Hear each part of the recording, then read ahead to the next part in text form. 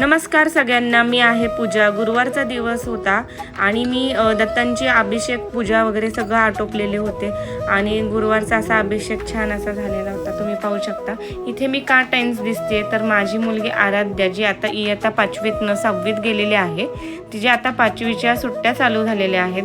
पण तुम्ही पाहू शकता तिने काय म्हणजे उद्योग करून ठेवलेला आहे। ते म्हणतात ना किडे करण्याचं वय चालू झालेलं आहे आणि असंही म्हणतात की या वयात मित्रमैत्रिणींसारखे राहावा आणि त्याचे परिणाम तुम्ही पहा पुढे कसे झालेत। ते मित्रमैत्रिणींसारखे राहायला काही नाही, पण राहिल्यावरती पण मुलं त्याचा फायदाही घेतात असं वाटतं मला कधीतरी। हे पाहू शकता ती मुलगी माझी गपचूप चावी घेऊन आपली पुढं चालली आहे, कशी हळूच तिने गाडी बाहेर काढून चालवायला पण सुरुवात केली। पण देवकृपेने तिला काही झालेलं नाही, ती व्यवस्थित गाडी तिने चालवली।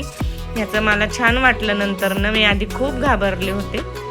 ठीक आहे, तिने काहीतरी प्रयत्न केला आणि तो यशस्वी झालाय।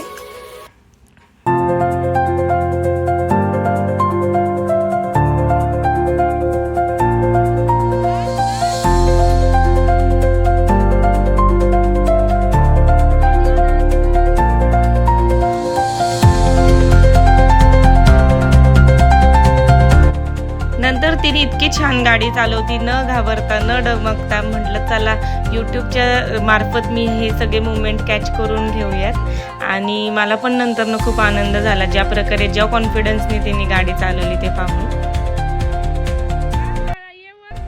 ती खूप छान गाडी चालवते हे मी सुद्धा पाहिलं, तुम्ही सुद्धा पाहिलं। पण पुढे जाऊन म्हणतात ना काही वेगळ्या गोष्टी होऊ नयेत म्हणून मी तिला वेळेतच आवरलेलं बरं हे भान ठेवून तिला काही गोष्टी घरी आल्यावरती समजून सांगितल्या। कसं वाटलं पराक्रम करून? छान।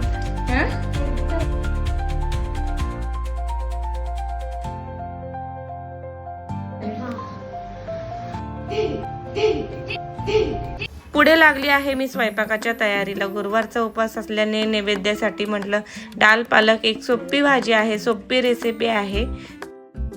ओरडा खाऊन झाल्यावर मुलीने मला पटकन आपल्या पोळ्या करायला मदत केली। तुम्ही पाहू शकता किती सुंदर छान अशा ते गोलाकार पोळ्या करत आहे। आराध्याला मी सगळ्या कामांची सवय ठेवलेली आहे, कारण कधी मी बाहेर पडले किंवा बाहेर घरात नसल्यावर ती पण उपाशी राहायला नको आणि तिचंही ती स्वतः पोट भरू शकते। इथे मी त्याच कढईमध्ये एकीकडे फोडणी देत आहे ह्याच्यासाठी डाल पालकसाठी। सोपी रेसिपी आपलं वरती तर्री येण्यासाठी मी ही फोडणी देत आहे।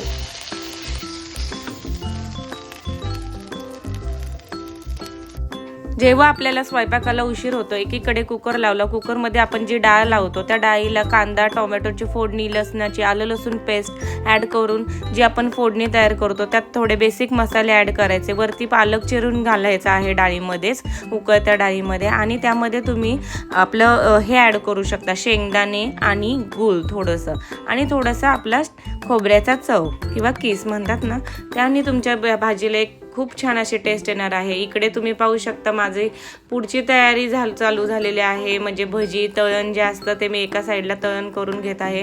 आराध्याने नाही मध्ये सगळं छान असा स्वयंपाक आमचा रेडी केलेला आहे। आराध्याने मला खूप मदत केली, पोळ्या तिने उरकल्या, म्हणजे एक म्हणतात ना बेसिक कामच झालेलं सारखं वाटतं आपल्याला। इथे मी त्याच्यासोबत पालक भजी पण ॲड करते। बघा एका पालकाच्या गड्डीपासून काय काय प्रकार तयार झाले। एकच कढई मी वापरून भरपूर 2-3 रेसिपी त्या कढईतच केलेल्या आहेत। भाजी त्या कढईत केली, मेथीची भाजी त्या कढईत केली, इथे जे तळण चालले त्याच कढईत चालले, म्हणजे ह्यामुळे भांडेही कमी पडतात। आणि इथे बटाटा भजी पण मी करत आहे पुढे, त्यामध्ये तळणासोबत कुरडई तळली।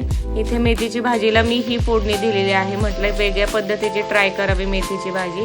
माझी एक फ्रेंड आहे ती अशी भाजी करते, तिने मला सांगितलं होतं, म्हटलं आपण पण ट्राय करून पाहूयात। जस्ट फोडणी दिलेली आहे, आपण कधी फोडणी देत नाही मी सुद्धा, पण म्हणलं ट्राय करावं, पण छान लागत होती। यामध्ये थोडी माझं राहिले ते मुगाची डाळ ॲड करायची, तिने तेही सांगितलं होतं।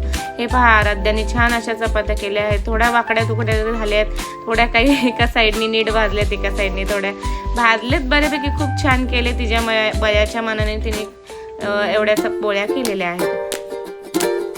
हे बघा पुण्यातलं क्लायमेट, पिंक आणि पर्पल स्काय, वाव।